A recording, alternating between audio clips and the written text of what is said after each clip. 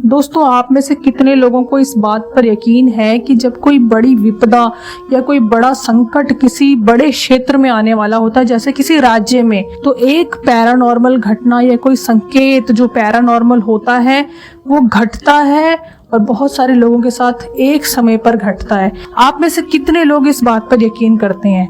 खैर, मैं बताती हूँ कि आप लोग यकीन करें चाहे ना करें, लेकिन एक ऐसी घटना घटी है जो कि 1999 में घटी थी, जब उड़ीसा में एक बड़ा चक्रवाती तूफान आने वाला था। तो घटना क्या थी पूरा डिटेल में बताऊंगी। पैरानॉर्मल घटना है, एक डरावनी घटना है, बहुत लोगों के साथ एक ही समय पर घट रही थी। तो इस कहानी को पूरा जरूर सुनिएगा दोस्तों। लास्ट में अपना फीडबैक जरूर देना कि आपको कहानी कैसी लगी।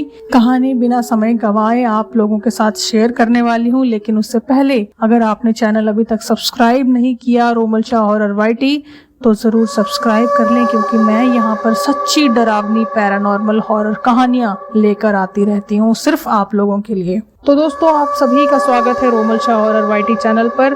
आज एक कहानी सुनाऊंगी और ये अजीबोगरीब पैरानॉर्मल घटना उड़ीसा के एक गांव में हुई थी, जब 1999 का चक्रवाती तूफान आने वाला था। एक पैरानॉर्मल घटना कई लोगों के साथ एक साथ हुई उस समय पर।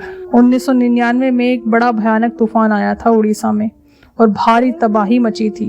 आप में से बहुत लोगों को पता होगा, लेकिन जिनको नहीं पता वो लोग गूगल करके देख सकते हैं। उस तबाही के मंजर की तस्वीरें आज भी मौजूद हैं जो कि दिल दहला सकती हैं। आप अपना संयम जरूर बरतिएगा। अनगिनत लोगों की जाने गई, पशु पक्षी पेड़ सब ही भयानक रूप से क्षतिग्रस्त हुए थे। वैसे मौसम विभाग ने 15 दिन पहले तूफान की सूचना दी थी, पर ये जो घटना मैं आप लोगों को सुनाने जा रही हूँ वो तूफान के 3 महीने पहले घटना शुरू हुई थी। मेरे मामा का गांव एक काफी रिमोट एरिया में आता है और उनका परिवार एक साझा परिवार है। उस समय मेरे नाना जी और उनके भाई खेती किया करते थे। गांव के अन्य लोग भी खेती किसानी करते थे और सभी रिश्तेदार भी ज्यादातर गांव में रहते थे। और उनके कुछ बच्चे थे जो होशियार निकलते थे तो उन्हें शहर भेज दिया जाता था पढ़ाई के लिए। बाकी बच्चे गांव में रहकर पढ़ते थे और खेती में हाथ बटाते थे। मेरे सबसे बड़े मामा पढ़ाई में अच्छे नहीं निकले और 1999 की बात है कि उनकी नई नई उस समय शादी हुई थी। वो नाना जी के साथ खेती किसानी करने जाते थे। सुबह जाते थे हल वगैरह लेकर और दोपहर में एक बार भोजन करने आते थे, करीब 11:30 बजे से 12 बजे के बीच में। फिर 2 बजे फिर से खेत पर चले जाते थे। फिर शाम ढले अंधेरा होने से ठीक पहले आ जाते थे। ये पूरी दिनचर्या होती थी सभी किसानों की।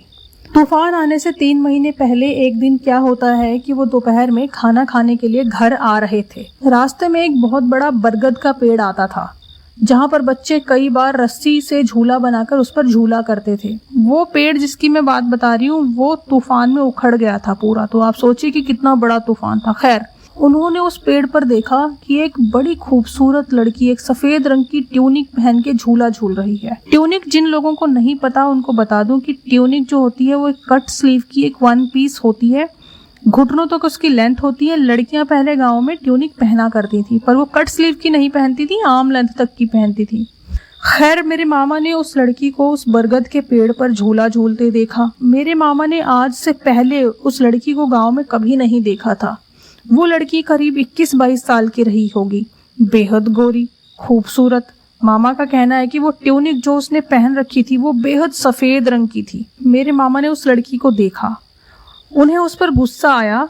वो उसे चिल्ला के बोलने लगे, ओ बेशरम लड़की, अकेली दोपहर में यहाँ क्या झूला झूल रही है? कपड़े पहनने का तो सलीका सीख ले, जा घर जा अपने।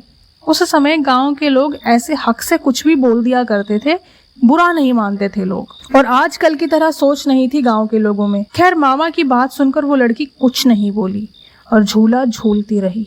मामा ने इग्नोर किया और चले गए। वापस आते वक्त वो लड़की फिर से उन्हें झूला झूलती दिखी।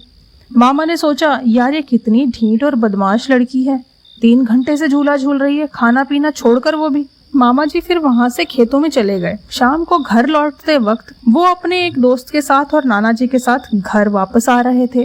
वही लड़की फिर से उन्हें वहीं झूला झूलती दिखी। मामा जी ने नाना जी और अपने दोस्त को देखते हुए बोला कि देखना जरा, वो लड़की सुबह से झूला झूल रही है कौन वो? हमारे गांव की तो नहीं लगती, किसी के घर आई है क्या?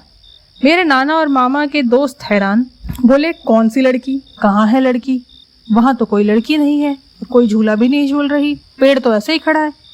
मेरे मामा हैरान हो गए। मेरे मामा हैरान इन दोनों की बातें सुन के, और बार बार बोले जा रहे कि वो लड़की झूला झूल रही है, तुम लोग क्यों नहीं देख पा रहे हो उसे। वो दोनों समझ गए। उन्होंने फटाफट गाय का गोबर पड़ा था वो उठाया और पेड़ के पास जाके छिटकने लगे।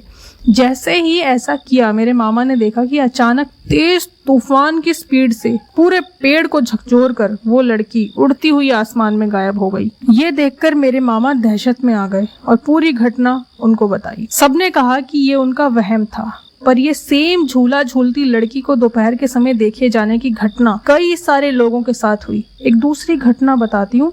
एक बार चांदनी रात थी। एक लड़का रात को साइकिल से गांव वापस आ रहा था। वो लड़की उसको भी पेड़ पर झूला झूलती दिखी। जब वो साइकिल से उतरकर उसके पास गया तो वो उड़कर पेड़ पर जाकर बैठ गई। ये देखकर वो दौड़कर अपने गांव भाग आया। एक तीसरी घटना बताती हूँ। ये तीनों घटनाएं फेमस हुई थी, इसीलिए बता रही हूँ। एक बार ऐसे ही एक बूढ़ा मछली वाला दोपहर में टोकरी में मछली बेचने आया था। उसने टोकरी भर कर मछलियां रखी थी। गांव में एंट्री करने से पहले उसकी नजर उस झूला झूलती लड़की पर पड़ी। उसने उससे पूछा, ये तो किसकी लड़की है, दोपहर में यहाँ क्या कर रही है। उसने उस बूढ़े को कोई भी जवाब नहीं दिया। बूढ़ा चला गया। जब वो गांव में घुसा, मछली ले लो बोलता हुआ, तो औरतें उसके पास आईं मछली खरीदने के लिए। जब उसने टोकरी खोली तो देखा उसमें सिर्फ कीचड़ ही कीचड़ था। उस मिस्टीरियस लड़की के कई किस्से लोगों ने एक दूसरे को सुनाए। वो लड़की 3 महीने ही दिखी, उसके बाद अचानक वो दिखना बंद हो गई।